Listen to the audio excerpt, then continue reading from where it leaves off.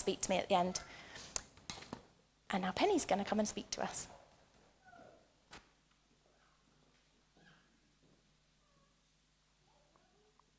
Good morning, my name's Penny. Don't always come to this service, but it's nice to be back here again. While you think about all that, I'm on a different tack, but I shall arrive at Alpha again, so don't think you're off the hook. So, I was a teacher, and for every teacher, the nightmare is the lost property box. You would be amazed at the garments small children lose and go home without. I won't go into details, but you hold them up and you think, did they not realize that they didn't have X, Y, Z on? And of course, whether you're the parent who's just spent money on their expensive clothes and they come home without their vest or whatever, or whether you're the child who is oblivious to the fact, or whether you're the teacher who's trying to empty the box, it is a nightmare, I assure you. But actually losing things is a nightmare, isn't it? If you've lost something and you know without doubt that it's there, and you look and you look and you look, do you remember the frustration of that? And if it's someone, well, that's awful. Were you ever lost as a child? I remember, I must have been really small, getting lost. I'm sure it was a very few seconds, actually. But I do remember I was with my big sister, who's 9 years older than I am. And she was so cross with me. And I'd been so frightened, so the whole injustice of it, she lost me, and she was cross with me. So it's a whole complicated mess, really, being lost. Well, there was a story I want to remind you of, if you know it already, and it's about sheep. I expected when I moved to Worthing a few years ago that the downs would be covered in sheep, but they're not, are they? Perhaps they're not tasty grass for sheep or the wrong land, I have no idea. But where Tom and I walk a lot in the Yorkshire Dales, there are sheep everywhere. You can't go very far without them. And when you meet a real shepherd, not just someone who happens to keep a few sheep, you suddenly realize that they don't all look the same. I mean, if I had a favorite in that one and I said, look, she's Wendy and she's the one with the black face and horns, white fur. You see the one I mean? Well, you wouldn't get it at all, would you? You wouldn't know. But the shepherd knows. It's extraordinary. Knows some of their foibles and the ones that tend to lead the crowd away and the ones that are stupid enough to follow. And actually, that's the main thing we all think about sheep, is that they're stupid. I mean, after all, if they roll over on their backs, they can't get up again. Well, how daft is that? I mean, even a baby can do that. And if someone jumps over a cliff, one of their buddies, one of them jumped over a cliff, the rest would probably follow. I mean, it's really quite frightening how stupid they are. They're in need of constant care, and I've always amazed at shepherds. They do this lambing, which is fairly disgusting and messy, in the middle of winter in a barn. I mean, why would you want to be a shepherd? I just can't get it, really. So Jesus told a story about a shepherd and sheep, but he was in a country where lots of people kept sheep, so I guess their attention was caught. And he went down one morning to count up his sheep. Well, I would have thought that was a thankless task, because they never stay still. They sort of mill, making this bang noise. Anyway, he did. He counted his sheep, and he knew there were supposed to be 100 sheep there. Now, this was his livelihood. It wasn't his hobby. It was important that they were there. So he counted them through, and I imagine it took him a while, and 96, 97, 98, 99, and number 100 wasn't there. So he tried again. I mean, there was no way they could have escaped, was there? And he needed all of them, so he did it again. But no, 98, 99, there was a sheep gone. And in the story, he leaves them in that safe fold, and he goes out after that one sheep. And that's where the story takes an astonishing turn, because why would you do that? Why would you leave the 99 you've got to go after one that's so stupid it's got itself lost? I mean, why not cut your losses and look after the ones you've got? Why did he go after that one? Well, he knew which sheep it was, I'm sure. He knew the dangers of a sheep. Don't know how young, might have been a lamb or an older one. But out on the hills, rocks, gullies, could fall down, get trapped, break a leg. And as soon as night came on, in the dark, totally different predators who would find lamb quite tasty. He knew it mattered, and he went off, knowing that he also might get hurt on the way, of course. Humans aren't exempt from falling down gullies or getting their legs trapped in between rocks, or indeed of being attacked by predators. But he goes on searching until he finds the lamb. He would have died rather than let anything happen to it. And here he is. That's the way the real shepherd carries a sheep. Round his shoulders, hanging on to the legs both ends so it can't run off again. And the sheep, exhausted with its adventures, looks quite cosy really, doesn't he?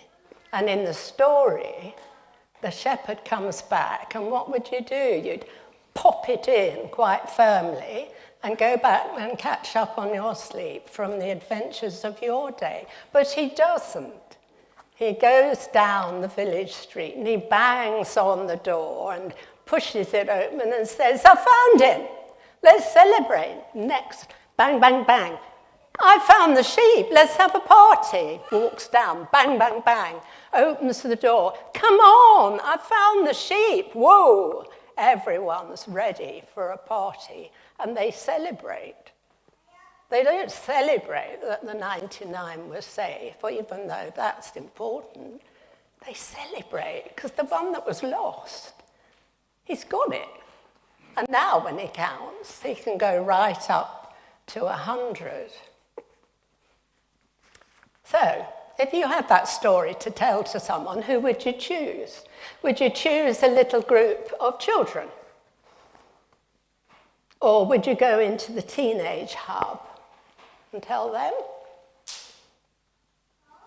Or what about in an old people's home? Would you tell them? Or what about some dignitaries visiting the town? Suppose royalty came to open something or to be making a speech. Would you go up to them and say, excuse me, there was once a shepherd and he had a sheep? So let's have a vote. Who would choose the teenagers to tell? Well, you're a bit cowardly, aren't you? You wouldn't do it. Okay, who would tell the dignitaries the story? King Charles III, do you think he'd fancy the lost sheep? No, nobody's going to do that. Okay, what about the care home? Yes, someone would? One or two? What about the children's groups then? Yeah, more likely. Okay. Well, listen to the story. Now, all the tax collectors and the sinners were coming near to listen to Jesus, and the Pharisees and the scribes were grumbling. It's interesting, isn't it? No children mentioned at all, although I'm sure they were charging around. No care home, not even sure if they had them. No, we've got here tax collectors and sinners. They were the real down and outs. And the Pharisees and scribes, they were the real dignitaries, used to being treated with respect, not used to once upon a time there was a lost sheep. So this is how Jesus told them the parable. Which one of you, having 100 sheep and losing one of them, doesn't leave the 99 in the wilderness and go after the one that's lost until he finds it? And when he's found it, he lays it on his shoulders and rejoices. And when he comes home, he calls together his friends and neighbors, saying to them, "Rejoice with me, for I found my sheep that was lost." Why did he tell them that story? Here you go. Just so, he says, I tell you, there will be more joy in heaven over one sinner that repents than over 99 righteous people who think they need no repentance. Wow. Can't you imagine the dignitary standing there? What would you do? Oh, sorry. What a cheek. Who does he think he is? Well, the tax collectors and the sinners, okay, face that way. But we're the people to admire. We're the righteous. No. And so he told it to all the people who were listening, but the punchline at the end directs it to them. So I'm afraid you'll have been listening or pretending you're listening this morning. You're listening, and the story's for you. So we sit here, we've all got shoes on, we've all got clothes on, we've all combed our hair this morning, we're all quite clean. In fact, we're quite sort of decent looking people. I can see you all, so yeah, all turned out all right. But that's not how God sees us, is it? Because he looks on the inside. He sees what we're like in our inner thoughts. Sees what we do in the moments that we're really ashamed of. And it's getting lost in life that he's concerned about. Because we could end up like that lost property box. Do you feel like that sometimes? Because there are dangers in life, aren't there, when we go away from the God who made us. We just live life, but there are dangers there, aren't there? Broken relationships, bills that suddenly appear and we haven't budgeted for them and there's no income. And just a general injustice where in your head you're saying, that's not fair. What about people like me? And that's the getting lost feeling in life, where there's something overwhelming you that you can't do anything about for yourself. The sheep couldn't sit there with one paw up to its head. Do they have paws or hooves? I don't know. But one foot up to its head thinking, in a bit of a pickle, I wonder what I should do now. Of course not. Just makes that silly noise that they make. And the thing is, Jesus was saying that he was the good shepherd. He's the sheep. He's the shepherd who counts the sheep. He's the one who says that there's one missing, and that one matters. So I want to say as I close, have you been found? There's no exceptions. You know, you're either a follower of Jesus or you're not. God's either found you. The Good Shepherd has either said, oh, come on, come home with me, or you haven't been found. Have you got huge questions? You've been found, but you've still got huge questions that you don't understand or you don't know what to do. Well, Jesus would die rather than you get lost and damaged. In fact, he did. That was the whole purpose. He died so that he could find you. So, I come back to Alpha because it's just what you're looking for if you feel like that. It's just what you're looking for. If you've got huge questions, it's for people who've got loads and loads of questions. You haven't got to sit there and be talked at like you are now. You can ask the questions, or you can say what you think. You can say, well, I doubt if, and no one's going to say, shh, you don't do that here. They'll listen. And you may find out they have those doubts too. You won't feel stupid. I know just how you feel, but you'll feel better in a minute. So you can ask the questions. You won't feel stupid. I give you my word. You won't feel got at. You won't be forced to do or say anything that isn't true about you. I give you my word for that. I've been, I don't know on how many alphas. It doesn't happen. All you're saying in coming is, if there's a good shepherd, I want to be found. That's all. Not signing up for anything else. If there is a good shepherd, then I want to be found. So I just want you to make up your mind that you're not going to end up in the lost property box. It smells. I say, there is a good shepherd. Found me, found Beth, he found Sam, and actually he found me an awfully long time ago. I was 13 when I knew that Jesus had found me, and I'm 79.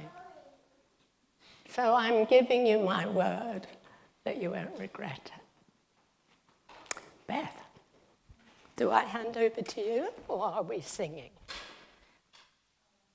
We're going to take an opportunity to just think about who it is that you might want to invite. And thank you, Penny, firstly, amazing. Maybe it's you, maybe you're that one that's missing for God, but maybe it's your neighbour or your mum or your sister or your uncle or somebody in your life that you've been desperately trying to talk to. I shared this morning that the person who invited me onto Alpha invited me nearly 50 times, so don't give up. And here I am now working in the church 10 years later, trying to encourage other people onto the course that changed my life. So, well, God changed my life. But so we're gonna worship, but don't feel like you have to stand up immediately and sing. Take some time to think about Penny's words and to think about the note. And when you're ready, just place it somewhere at the foot of the cross or on the cross, and then we're just going to see what God does. If you've got a word or a picture or something, I'm going to be at the front, and we're just going to worship together.